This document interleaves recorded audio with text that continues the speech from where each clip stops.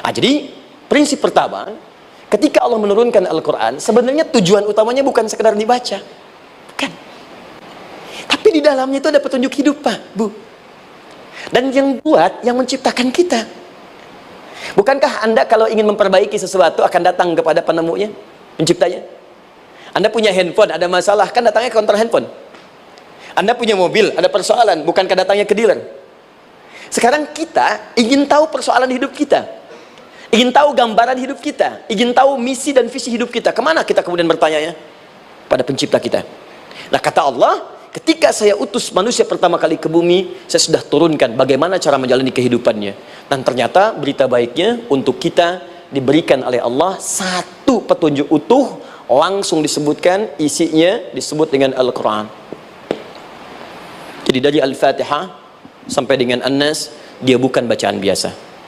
Semua di dalamnya ada petunjuk kehidupan kita, dari mulai bahkan dalam kandungan sampai kita wafat kepada Allah Subhanahu wa Ta'ala. Kalau diikuti petunjuk ini, langsung turun jaminan dari Allah, hidup kita pasti akan tenang dan nyaman. Saya bacakan cepat ya, tapi nggak usah ditulis. Nanti kalau teman-teman agak terlambat mengikutinya, Anda buka kembali rekamannya, Anda boleh runtutkan kembali. Saya baca cepat saja, dan ini insya Allah Anda hanya akan temukan dalam Al-Quran. Nanti saya berikan rahasia di akhir sebelum kita akhiri.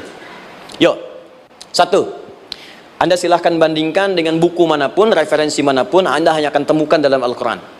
Dari sejak sebelum lahir, bagi perempuan yang tengah mengandung, langsung Allah berikan tuntunan bagaimana agar kandungan itu berjalan dengan sehat, nyaman, dan mudah ke persalinan. Quran surah ke-7 ayat 189.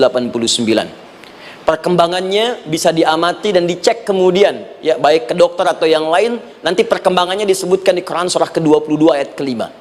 Dirinci lagi di Quran surah ke-23 ayat 11, dari 9 sampai dengan 13. Kemudian mulai terlahir, dari lahiran diberi petunjuk oleh Allah. Nih, berikan ASI maksimal 2 tahun. Kalau ingin berhenti sebelum 2 tahun boleh, begini caranya. Quran surah kedua ayat 233. Dari sampai usia 2 tahun menjelang balik, kata Allah berikan 4 pendidikan dini. Ini turunannya disebutkan 1, 2, 3, 4. Jika Anda ajarkan ini, maka anak ini akan tumbuh. 1, dekat dengan Allah. 2, dijamin taat pada orang tuanya. 3, dia akan baik dengan lingkungannya. Dan 4, dia akan bertahan dalam kebaikan sampai dia dewasa. Quran surah ke-31 ayat 13 sampai dengan 19. Usia 7 tahun, ya, mulai dia balik misalnya, dia akan mulai belajar bagaimana cara belajar yang baik supaya cepat paham, gampang mengerti. Turun Quran surah ke-9 ayat 122. Amalannya di Quran surah 96 ayat yang pertama. Kemudian rinciannya diturunkan di Quran surah kedua ayat 282 di ujung ayatnya. Lalu bagaimana mencari sekolah yang bagus, majlis yang baik, guru-guru yang baik, diturunkan Quran surah ke-58 ayat ke-11. Dicontohkan tentang Maryam dan Nabi Isa alaihissalam di Quran surah ketiga ayat 35 sampai dengan 37. Naik lagi, dia mulai dewasa, ya, mulai bergaul, bahkan kadang-kadang merantau, punya tempat komunitas berbeda. Bagaimana supaya dia bergaul tidak terpengaruhi lingkungan yang tidak baik. Maaf ya, kadang-kadang ibu yang sudah mengandung, melahirkan, ayah mencari nafkah, tiba-tiba anak pergi bahkan ke kampus, ke sekolah, dapat teman yang gak bagus, pulang-pulang mengecewakan Anda. Dan bagaimana menemukan tempat-tempat yang baik untuk bisa menjaga perilaku anak ini? Ditemukan nanti di Quran surah ke-49 ayat ke-13-nya. Dirinci perkembangannya di Quran surah ke-12 Yusuf ayat 2 sampai dengan ayat 29-nya. Sampai ketika dia akan mulai kemudian menikah, kata Allah pilih pasangan yang baik dengan ta'aruf, berikan mahar yang sempurna. Quran surah ke-4 ayat ke-4. Kemudian dia mulai menikah, kata Allah sebelum menikah pelajari dulu fikih nikah. Banyak orang yang menikah tapi karena tidak belajar tentang persoalan rumah tangga, apa yang akan terjadi di rumah tangganya. Detil Pak, Bu. Kata Allah ini, kalau kamu berbuat begini akan ada miskomunikasi. Kalau ada miskomunikasi persoalannya akan begini, solusinya begini. Maka diturunkan dasarnya di Quran surah ke-30 ayat 21, detilnya di Quran surah ke-4 ayat 34 sampai dengan 35. Paling kiri sebelah atas sampai dengan ke tengahnya. Anda berlanjut, diterangkan oleh Allah, hei, tugas suami saat mulai pertama kali menikah, maka tugas yang pertama siapkan untuk mencari nafkah. Bagaimana caranya ya Allah? Diturunkan oleh Allah. 1, jangan takut kehilangan rezeki. Jangan pernah mencuri, jangan pernah ngambil punya orang, karena punya kamu akan saya berikan sempurna. Kamu ngambil punya orang, maka kamu akan menyulitkan diri sendiri. Itu akan dikembalikan pada yang berhak. Ya, turun Quran surah ke-51 ayat 22. Dirinci, begini cara nyarinya. Quran surah kedua ayat 168. Kalau Anda ingin cepat baru bergerak, rizkinya sudah dapat. Quran surah kedua ayat 172. Ada yang dahsyat, dia belum keluar, rizkinya yang mendatangi dia. Jadi nanti di Al-Quran ada 8 jenis rizki. Di antara yang paling hebat, ada yang belum Anda datang, rizkinya sudah menjemput. Ada orang mendatangi rizki, ada rizki mendatangi dia. Contoh, Al-Imam Asy-Syafi'i sedang berdiskusi dengan Imam Malik, gurunya. Kata Imam Asy-Syafi'i, Syekh, rizki itu mesti saya cari dulu, baru kita dapat. Kata gurunya, ya Syafi'i, ada rizki yang cukup kita beramal dekat kepada Allah, dia akan datang tanpa kita cari dengan ikhtiar manusia. Kata Syafi'i, mustahil. Kata Quran kan kita kerja dulu, baru datang. Kata Imam Malik, gurunya, kamu yang belum sampai. Kita amalkan ini, rizki datang. Maka berhenti sampai di situ, Imam Syafi'i pamit. Di jalan tiba-tiba, beliau mendapati ada panen anggur, Pak, Bu. Terus dipanggil sama yang punya kebun. Ya, pemuda, katanya, sini. Mau bantu nggak? Kalau kamu bantu, kami berikan anggurnya. Maka beliau bantu, panen, petik, sampai setelah selesai diberikan anggur yang besar-besar, hanum. Senyum, senang beliau. Ternyata senangnya bukan karena dapat anggur. Senangnya karena merasa pendapatnya benar. Kalau saya nggak bantu panen ini, nggak akan dapat saya anggur. Cuma karena saya bantu, saya diberi ini. Maka rasa senangnya inilah dibawa kemudian kepada gurunya, ingin laporan. Tapi perhatikan adabnya. Dia tidak mengatakan, guru, nih saya benar. Kalau saya nggak ikut panen, nggak dapat saya ini. Perhatikan kalimat Asy-Syafi'i. Guru, tadi saya di jalan, dipanggil oleh pemilik kebun, ikut panen anggur. Begitu saya bantu, saya diberikan anggur ini. Beliau tekankan dengan kalimat yang kencang pada kalimat, begitu saya bantu, saya dapat anggur ini. Imam Malik tersenyum mengatakan, Masya Allah Syafi'i, luar biasa. Ini siang begitu panasnya, tadi saya mau keluar ngajar, terfikir di benak saya, Allah, kalau ada anggur yang besar-besar, enak rasanya. Tiba-tiba kamu datang bawa anggur. Jadi Imam Syafi'i kerja dapat sesuatu, Imam Malik terfikir sesuatu, datang rezeki. Itu ada di Quran surah ke-7, teman-teman, ayat ke-96, paling kanan sebelah atas di mushafnya. Baik, teruskan dulu. Ya, Anda dalam mencari kerja, ingat, kalau Allah yang sampaikan pasti terjadi. Jangan dikira mudah. Kata Allah akan ada persaingan, akan ada kadang-kadang singgungan, akan ada tantangan, maka mulai petakan tantangan apa yang akan Anda lalui saat Anda mulai mencari nafkah itu. Maka turun Quran surah kedua ayat 214, paling kanan sebelah bawah. Am hasibtum an tadkhulul jannata. Hei, apa kamu mudah begitu saja mengira akan sukses dalam pekerjaanmu? Bahkan bisa diartikan surga, ingin masuk surga. Walamma ya'tikum mathalul ladzina khalau min qablikum. Sebelum engkau diuji seperti orang sukses dulu pernah sukses. Lihat mereka. Enggak ada orang sukses yang instan. Cuman balikan telapak tangan dapat, tidak. Kata Allah, lihat orang-orang dulu. Lihat orang-orang hebat dulu, bagaimana mereka bisa kaya, bisa sukses, bisa punya posisi. Masat umul ba'sa, petakan olehmu tantangan apa yang akan dihadapi saat engkau bekerja itu. Satu, kata Allah, ba'sun, ada yang ringan. Ya, ba's. Ba'sa, jama' dari kata ba'sun. Dua, dara', ini sudah menengah, jama' dari kata durun. Tiga, zilzal, ini yang paling tinggi puncaknya. Jadi kalau Anda sudah mendapatkan ini, yakinlah, berarti Anda akan mendapatkan posisi yang tinggi. Karena mustahil orang besar diuji dengan ujian yang kecil. Zilzal, ini bagian ketiga. Ba'sa, ba'sun, mulai. Kira-kira tantangan-tantangan ringan apa saja yang akan Anda hadapi? Ya, kalau saya contohkan misalnya dengan contoh yang lain singkat, Anda mau ke masjid, ingin konsisten, mulai hijrah, ingin dekat dengan Allah, tiba-tiba yang tadinya nggak mau ke masjid, mulai ke masjid, diuji dengan hujan. Hujan kecil, rintik-rintik, shower. Begitu hujan, orang Arab mengatakan kalau hujannya bisa lewat tanpa payung pun, orang Arab mengatakan la ba'sa. La ba'sa ini ringan. Orang kita sambungin labas. Dari bahasa Arab lewat. Nah, jadi kalau Anda mau berangkat nih, siap bekerja, siap hadapi tantangan. Baru mau lewat hujan kecil, berarti itu tantangan kecil kita lewati. Macet, petakan, cari jalan yang kemudian sempurna, jalan yang kosong, buka Google-nya, buka Waze-nya, buka map-nya, cari. Jadi kalau pada yang kecil aja belum kita lewati, bagaimana mendapatkan yang besar? Anda mau ke masjid, dikasih hujan kecil, mau berangkat gak jadi. Papa, kenapa gak jadi? Hujan mah, kan ada payung, takut riak. Setelah itu darwa, maaf, tantangan fisik. Kadang-kadang mulai ke fisik, mulai mengganggu, ya. Maaf, dirincikan kemudian oleh Al-Quran. Turun Quran surah ke-21 ayat 87 sampai 88, kisah Nabi Yunus alaihissalam. Yunus beraktivitas, bekerja, bukan berarti nggak ada tantangan. Kadang-kadang dibawa, kadang-kadang diusir, kadang-kadang Anda dapat misalnya proyek, kadang-kadang sudah mulai masukkan tender, tiba-tiba gagal, diserobot orang, kadang-kadang orang yang dapat, Anda yang ngajukan, itu biasa. Kata Allah itu biasa, bukan cuma Anda, yang lain pun ada. Bukankah Allah ajarkan kisah Sayyidah Hajar alaihissalam dengan Ismail? Bukankah bolak-balik naik Safa Marwah, kadang di atas, kadang di bawah, kadang lihat peluang sampai Marwah ternyata bukan air. Terkadang Anda yang bekerja, tim yang lain yang mendapatkan karena kerja keras Anda, bisa jadi terjadi. Bukankah yang kerja keras Hajar yang dapat Ismail? Mungkin Anda yang konsep, yang dapat minyaknya orang lain. Mungkin Anda yang kerja, kan yang suksesnya teman Anda, gak ada masalah. Dan itu kemudian akan bermanfaat bagi Anda. Tidak mungkin setiap keringat yang keluar dari diri kita mustahil, kecuali akan melahirkan manfaat yang kembali pada diri kita. Tantangan. Tapi yang paling dahsyat, ini yang gak ditemukan di sebagian referensi yang kita baca. Ketika Allah menjelaskan semua tahapan-tahapan tantangan ini sampai ke puncaknya zilzal. Zilzal itu kalau bahasa sekarang gempa. Ada ujian yang menggoncang hati kita. Ketika Anda kerjakan, ya Allah, tantangannya dahsyat. Kenapa mesti saya, ya Allah? Kok nggak selesai-selesai, ya Allah? Itu wajar, teman-teman, itu biasa. Kata Allah, orang dulu saja mengatakan, mata nasrullah, kapan ini selesai? Berbahagialah kalau teman-teman sudah mendapatkan tantangan puncak yang paling tinggi ini. Ini artinya Allah sedang mempersiapkan Anda menjadi orang besar di kemudian hari.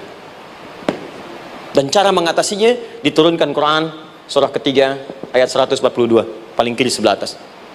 Perhatikan dahsyatnya. Yang pertama diterangkan tantangannya, yang kedua dijelaskan cara mengatasinya. Saya mau berhenti sampai di titik ini, nanti saya terangkan cara berinteraksi dengan Al-Quran. Ya, perhatikan baik-baik. Kata Allah, jika kelak engkau sudah bisa memetakan tantangan ini, maka siapkan solusi untuk mengatasinya. Ayatnya dibuka dengan kalimat yang sama persis. Saya pernah sampaikan teori ini di dua perusahaan besar di Indonesia. Yang pertama, ada salah satu perusahaan, karena ini direkam saya nggak sebutkan perusahaannya, perusahaan otomotif besar, sedang turun gratis, kemudian juga ada inflasi yang tinggi. Terus saya terangkan teori Quran. Dia praktekkan berhasil, Pak. Padahal saat itu saya presentasi di depan non-muslim. Non-muslim. Sales-sales se-Indonesia dikumpulkan, saya bedah tentang ini, dan mereka berhasil. Sampai sekarang naik lagi. Yang kedua, sama, ini direkturnya juga non-muslim, tapi nggak apa-apa, kita diskusi. Dan mau mendengar teori ini, dan praktekkan, naik. Ya, dulu di satu perusahaan minyak juga, sedang turun-turun, karyawan semua dikumpulkan, lalu kita bahas tentang ini, kita terangkan. Yang ini yang paling menarik dari Al-Quran. Kalimatnya sama persis, Quran surah ketiga, ayat 142. Am hasibtum an tadkhulul jannata. Apa Anda duga akan begitu mudah mendapatkan kesuksesan dalam hidup? Tolong fokus baik-baik. Jangan selalu mengartikan jannah dengan surga. Karena asal kata jannah itu artinya kesuksesan, kebahagiaan yang belum tampak. Surga, kenapa disebut dengan jannah? Karena itu puncak kebahagiaan kita yang belum nampak sekarang. Saya kasih rahasia ya. Ini antara kita saja nih. Kalau ada kata jim dengan nun di depannya, itu pasti tidak nampak, tersembunyi. Apapun tambahannya. Ya, misal, jin kenapa disebut dengan jin?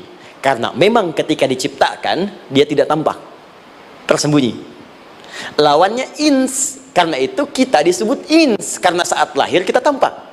18 kali disebutkan dalam Al-Quran. Ya ma'syaral jinni wal ins, wa ma khalaqtul jinna wal ins. Jadi jin disebut jin karena memang fitrahnya tersembunyi, nggak nampak. Jadi kalau ada jin melakukan penampakan, itu jin sedang kena masalah, sedang keluar dari fitrah. Sama dengan manusia, harusnya tampak. Jadi kalau ada manusia yang senang sembunyi-sembunyi, dia sama dengan, bukan saya yang bilang, sedang punya masalah. Ke kantor sembunyi-sembunyi, hati-hati Pak Alfian tuh. Biasa ada pintu depan, masuk pintu belakang. Suami di rumah buka WA sembunyi-sembunyi, Bu hati-hati itu. Pulang lewat pintu belakang, berarti sedang punya persoalan dalam hidup. Setiap ada jim dengan nun, pasti tersembunyi. Ibu punya janin, rahim, dalam rahim ada janin. Kenapa disebut dengan janin? Jim, nun, ya, nun. Karena sosok itu belum nampak dalam pandangan kita. Nanti kalau sudah lahir, baru tampak. Jannah, kenapa disebut jannah? Karena belum tampak dalam pandangan kita, nanti kelihatan. Karena itu dalam Al-Quran, kata jannah itu tidak dikhususkan dengan surga. Tidak dikhususkan dengan surga. Kadang-kadang menunjuk aspek kesuksesan yang belum tampak. Anda mau ngebor minyak, minyaknya belum tampak, belum kelihatan. Anda mau kerja, ya hasilnya kan belum tampak, baru ikhtiar sekarang. Karena itu orang Arab disebut kaya kalau mereka mendapatkan kebun yang tak tampak sebelumnya. Kebun anggur, bukan kurma, kalau kurma banyak. Kebun anggur, ada apel, ada jeruk, sampingnya ada sungai-sungai, disebut dengan jannah. Ya, kalau punya unta, nggak kaya di Arab, biasa. Karena yang kelihatan padang pasir, unta, hitam, merah, biasa. Tapi kalau sudah punya kebun anggur yang sulit di padang pasir ada kebun, itu baru disebut kaya. Karena itu orang Arab kadang mengartikan jannah dengan aspek kesuksesan yang belum tampak. Diartikan dengan kebun anggur, kebun apel, dan macam-macamnya. Perhatikan, am hasibtum an tadkhulul jannah. Apa Anda duga ingin sukses itu begitu mudah? Sukses jadi tidak. Walamma ya'lamillahu alladhina jahadu minkum wa ya'lamas sabirin. Perhatikan baik-baik. Sebelum Allah memastikan pada diri Anda terdapat dua hal yang paling utama untuk mengatasi tantangan tadi.